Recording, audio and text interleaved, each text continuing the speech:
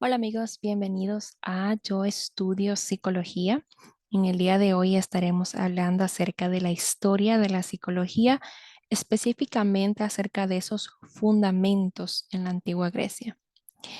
Sabemos que en la antigua Grecia se crearon o surgieron 5 orientaciones que son la naturalista, la biológica, la matemática, la eclética y la humanista. Y esto es porque los historiadores consideraron que el nacimiento de la ciencia en la civilización oriental ocurrió cuando los griegos se convirtieron en esos primeros pensadores en cambiar el centro de las explicaciones causales de los dioses de la naturaleza. Y por eso surgieron estas orientaciones para tratar de explicar esas causas de los actos humanos mediante los principios naturales.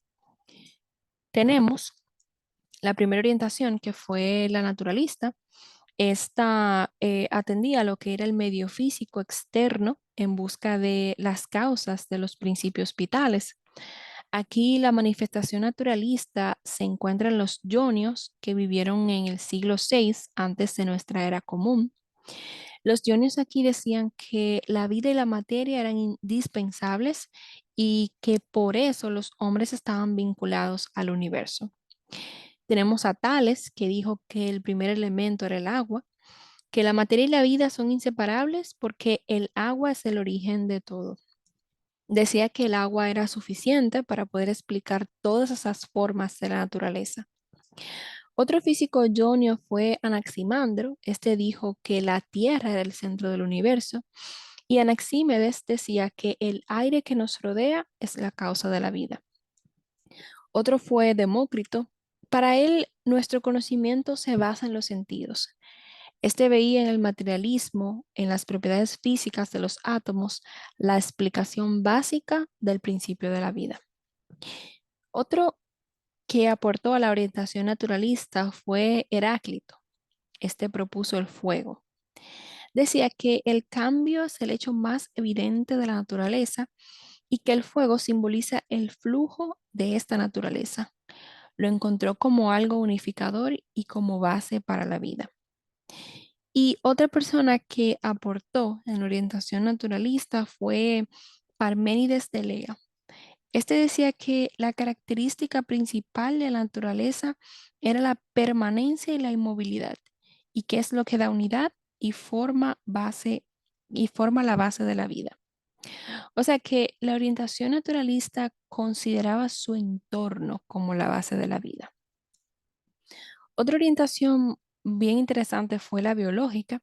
Esta sostenía que la clave de la vida se encontraba en los estados internos y en la fisiología humana.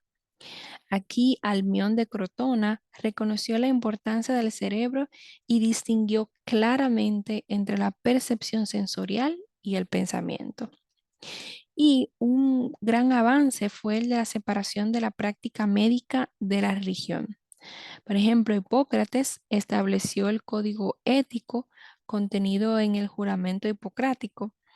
Este fue precursor del método científico y habló de la teoría de los humores para dar cuenta de los actos de los hombres. Este decía que el cuerpo tiene 4 humores, que son la sangre, la bilis amarilla, la bilis negra y flema. Decía que la salud perfecta es el resultado de la mezcla apropiada de estos humores y que el exceso de alguno produce una enfermedad característica. Hoy en día, incluso en nuestro lenguaje, todavía utilizamos esta persona está de mal humor o buen humor.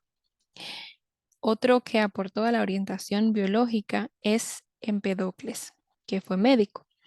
Este sostenía que las sensaciones son productos de partículas de los estímulos que caen en los poros de los órganos de los sentidos. Por eso, las sensaciones tienen un tiempo y se puede medir su cualidad e intensidad. Él decía que el cambio venía del amor y odio, o sea, de la atracción y la repulsión. Decía que el corazón es el centro de la vida de las actividades de los hombres y que produce dinámica de los cambios. Esta orientación elevaba a los humanos ya por encima del resto de la naturaleza. Otra orientación importante en la antigua Grecia fue la matemática. Esta proponía una generalización que no estaba en el mundo físico. Pitágoras enseñaba que conocemos al mundo por las impresiones de los sentidos y que el mundo es artificial y está distorsionado. Este decía que existe otra realidad más permanente y que no está al alcance de nuestros sentidos, sino mediante razonamiento intuitivo.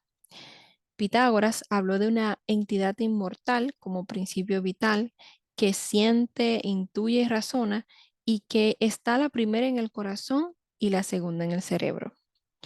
Tenemos también a Hipócrates, el matemático. Este reforzó la fe de los pitágoras en la unidad de los números como el pensamiento de la vida. Otra orientación bastante interesante fue la eclética. Esta fue dominada por los sofistas griegos. Aquí tenemos a Protágoras. Este decía que la información de los sentidos eran como una guía a la búsqueda del conocimiento. Negaba el valor de las generalizaciones del mundo físico. Por ejemplo, decía que la verdad y la bondad no existían por ellos mismos y que solo la conocemos cuando se encarna en los hombres. Otro sofista fue Gorgias. Este decía que nada existe salvo lo que perciben los sentidos y que si existiera no pudiéramos conocerlos ni llevarlos a los demás. Así que esta orientación exponía que el conocimiento depende de los antecedentes y experiencias de cada persona, o sea que es imposible la verdad objetiva. Así que si queremos saber la verdad, tenemos que estudiarla tal como se presenta a nosotros, junto con el esfuerzo del escepticismo, que sería cuestionar cada conocimiento. La última orientación fue la humanista. Esta también colocó al hombre en un plano superior y habló de las características que lo hacen único, como fue la razón, el lenguaje y la introspección. Aquí Anaxágoras argumentó del origen del mundo. Él decía que era un caos y que el espíritu fue el que impuso orden y diferenció de los elementos que fueron el fuego, el agua, el aire y la tierra. Y Sócrates también decía que la esencia única del individuo es la que da la clave para entender la vida. Con lo que ahora llamamos el método socrático, Sócrates definía un tema en general que era importante, lo cuestionaba sin cesar la exactitud de la definición y entonces pasaba a un enunciado más claro de la cuestión para poder acercarse a la solución. Así que aquí tenemos las 5 orientaciones que se dieron en la antigua Grecia. Espero que los hayan disfrutado y que se puedan suscribir para poder seguir subiendo videos. Gracias por su atención.